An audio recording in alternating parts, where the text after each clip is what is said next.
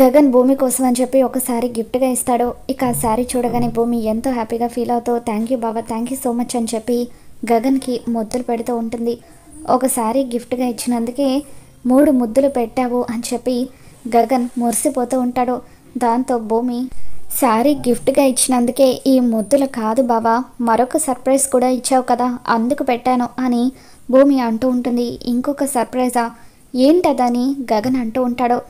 దాంతో భూమి కృష్ణప్రసాద్ ప్రింట్ చేయించిన పెళ్లి కార్డుని గగన్కి చూపిస్తూ ఇదిగో బావా, ఈ పెళ్లి కార్డుని సర్ప్రైజ్గా ప్రింట్ చేయించావు కదా అందుకే అని చెప్పి అంటూ ఉంటుంది. ఆ పెళ్లి కార్డు మీద కృష్ణప్రసాద్ పేరు చూడగానే గగన్ కోపంతో ఊగిపోతూ ఉంటాడు.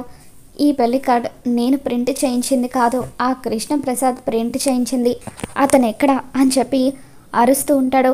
కృష్ణప్రసాద్ కార్ డ్రైవ్ చేసుకుంటూ వెళ్తూ ఇందువల్ల అత్తమామలు చెప్పిన మాటల్ని గుర్తు చేసుకొని కన్నీళ్ళు పెట్టుకుంటాడు.